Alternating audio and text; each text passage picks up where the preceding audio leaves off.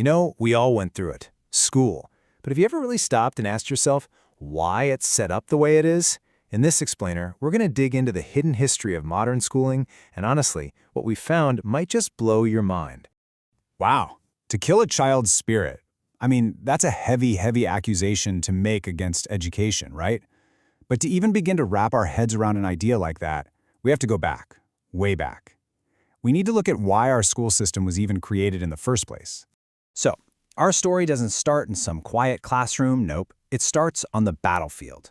To really get what modern education is about, we have to go back to the 18th and 19th centuries, a time of massive revolution that sent shockwaves through the ruling class.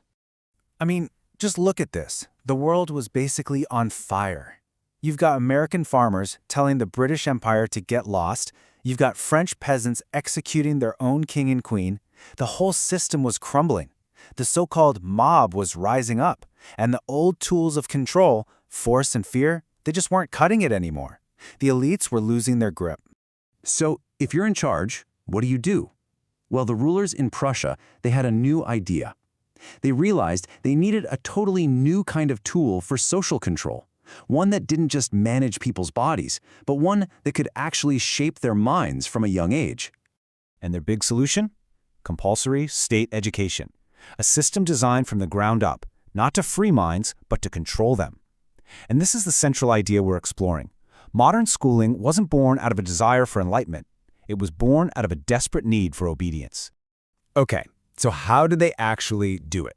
How do you build a system specifically designed for obedience? Well, according to researcher Thom Hartmann, it was all based on 6 specific pillars, a blueprint that has lasted for centuries. Now, take a really close look at these. It's kind of staggering, right? This architecture of control, designed ages ago for soldiers and factory workers, is still the basic model for most schools today. The bells ringing, the subject split up, the teacher up front talking at you. Does any of that sound familiar? It's all right there. But see, this system is so much more than just a way to organize a school day. It's a machine that shapes emotions, and you can see its psychological impact in something as simple and as familiar as a red pen. Just think about that feeling of getting a test back, covered in red ink. That intense focus on every single mistake, making them feel permanent and huge? Well, the source argues that's not an accident. It's a feature, not a bug. It's a tool that's really effective at undermining a kid's confidence. Let me show you how this plays out with a quick story from the source material. It's about a little boy. He loves to draw, and he shows up for his first day of school just bursting with creativity. And right away, the teacher says, "Wait, I'll show you how." And she draws one very specific flower, red petals, green stem. The little boy thinks his own flowers are way cooler, but he does what he's told. He copies hers. And boom, lesson number 1 is learned. Your vision doesn't matter. The correct way comes from the authority. So the same thing happens when they use clay. And after a while, the boy learns the game. He learns to just wait, to watch, and to make things exactly like he's shown. He pretty much stops creating anything original at all. So here's the really tragic part. Years later, he's in a new school, and a new teacher says, "Draw anything you like." Total freedom. But the boy is paralyzed. He just waits. He has to ask, how should I draw it? What colors should I use? He has completely forgotten how to think for himself. "I don't know," the boy says. And then he starts to draw a red flower with a green stem. Just like that, the system won.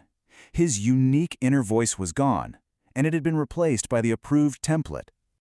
Man, that story is a little heartbreaking, isn't it? But it makes you wonder, is there another way? A method that doesn't try to mold a child, but instead works with their natural curiosity? Well, when you put the old Prussian factory model right next to something child-centered, like the Montessori method, I mean, the difference is just night and day. One is about pouring information into a kid's head. The other is about giving a seed the right conditions to grow on its own. What Maria Montessori figured out was pretty radical. She said, let's get rid of the bells, get rid of the rows of desks, get rid of the lectures. If you create an environment full of freedom and cool things to explore, learning just happens. It unfolds naturally. You don't have to force kids to learn, you just have to guide them. And ultimately, this whole conversation isn't just about different ways to run a school. It's about a much bigger question. How do we, as a society, actually prepare a child for the world? The source makes a really chilling argument here. It says that when we teach obedience above all else, we're accidentally teaching kids to be passive, to just accept what happens to them. And in doing that, we strip them of their number one defense mechanism, their own judgment and their sense of self-worth. So that raises a really tough question for all of us, right? For parents, for teachers, for anyone who cares about kids. If just trying to shelter them from everything bad isn't the real answer, then what is? How do we truly protect them? The answer, it seems, isn't about building an external shield. It's about building an internal one. True protection comes from encouraging a critical mind that asks questions, from teaching them to trust their gut, from respecting them enough to let them say no, even to us. The goal isn't an obedient child, it's a resilient one with an unshakable sense of who they are. And maybe that's the real question this whole thing leaves us with. Because it's not just about reforming schools for the future, it's about us, right now. After all those years of being taught what to think, how do we unlearn all that conditioning and finally find the courage to trust our own way of seeing the world again?